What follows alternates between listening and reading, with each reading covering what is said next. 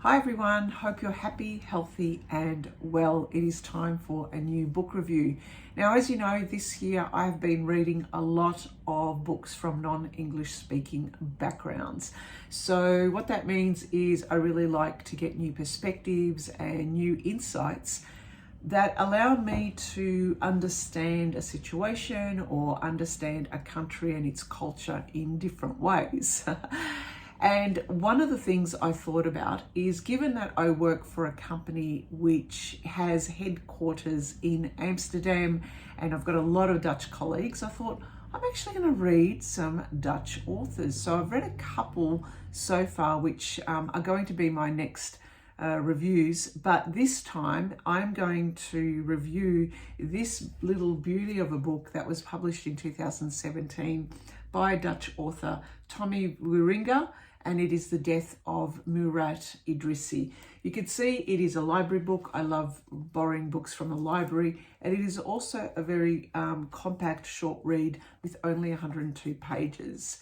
This was an amazing book. It was, sorry, I'm going to actually have to say spoilers here, but it is a book worth reading because the themes are about humanity, it's about refugees, it's about migrants, it's about the freedom that is offered to females in Western countries versus non-Western countries, and it gives you, I guess, a glimpse into what is important for people when things come to the crunch, and boy do they come to the crunch in this book.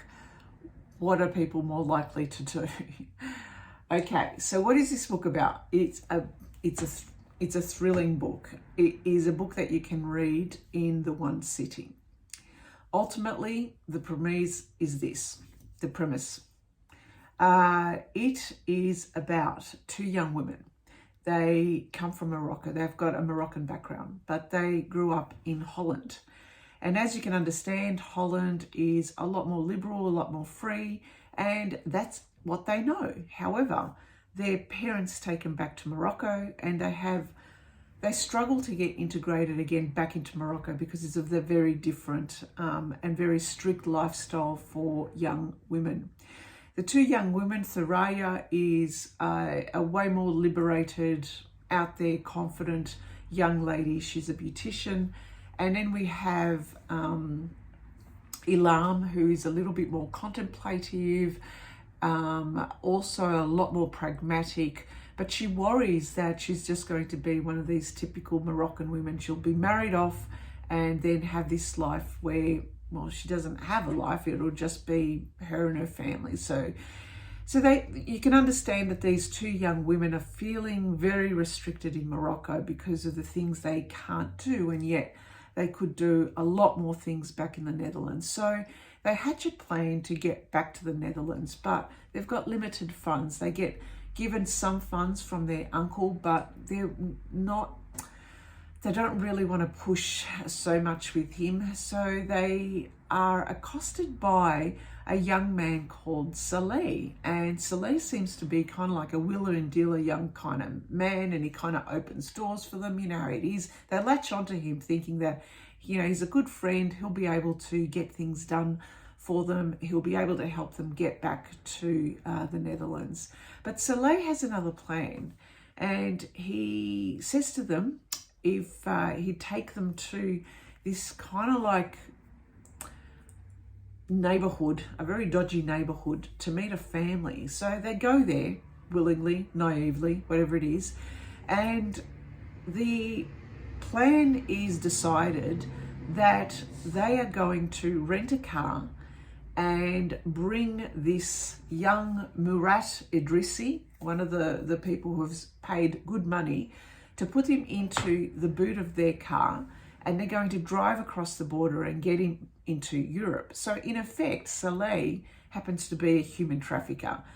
And so there's a lot of talk between, you know, do we do this? Don't we do this? This is dangerous. But Saleh seems to kind of push them to do it. And besides, they don't think it's going to be that much of a big deal, even though they question about it. But what happens next is, okay, Murat jumps into the car, he's in the boot, they make the crossing, the ferry crossing over to Spain.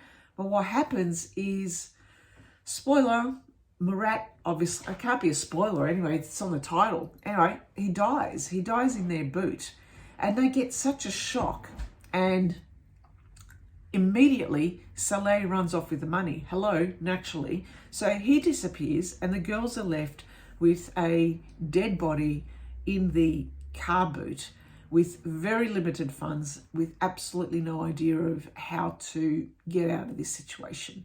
So then what transpires is, at this point of the book, you are going, shit, what on earth are they going to do? And the pace starts to pick up a lot quickly, and that's when you're page turning a lot more quickly, thinking, oh my God, what are they going to do? So they happen to hatch a plan, and they find a group of young men, and what happens is, spoiler alert, Thuraya happens to steal the wallet of one of the young men so they can get a bit more money. But what happens afterwards is really interesting. I won't tell you what happens there, but if you can imagine a kind of like, initially it started off as a Thelma and Louise kind of situation, if you can call it that, with a dead body in the car boot. But sorry about that, but did you hear that? That was my other computer just firing up. But anyway, it was very interesting to see what they would do and how they were slowly unraveling with time, and also with the decay and the rot of the body. And that was what I found at times kind of pretty disgusting. I was thinking at some point, well, are they going to the police for this? Are they going to confess what they're doing? Are they going to hide the body? Are they going to take the body somewhere and try and take it out of the car boot and try and hide it because they've got their liberty now, they've got their escape? Or are they going to try and do the right thing, which is confess to it, go to the police, try and find that human trafficker and actually say that they were compelled in some way to do this? Don't know.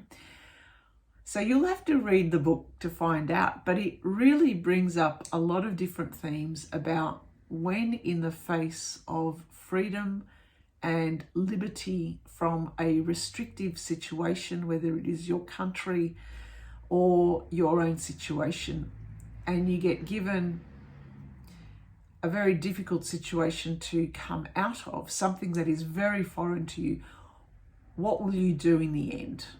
Will your humanity prevail, or will you kind of turn a blind eye and go outside yourself to do something so abhorrent, or something that you just grit your teeth and have to do because you know that ultimately you want freedom more than doing this little, it's not little, this covering up this horrible situation.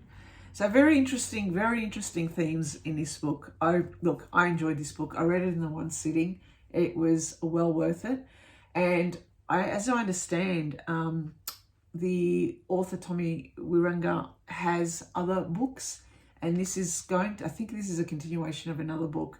Now, unfortunately, our library doesn't have any of his other books, but these books now, given that I know kind of like the style of his writing, and also the fact it has been translated by Sam Garrett from Dutch, it reads really well, and it reads with such a quick pace, which is aligned to the themes.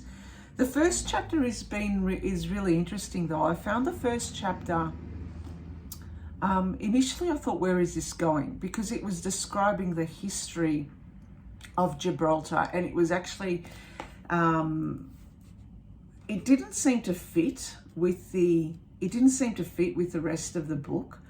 But when I reread the chapter again after I'd finished the book, I think what it was trying to say is kind of like an evolution of what happens, and also with the different countries and historically the differences between East and West, or Gibraltar.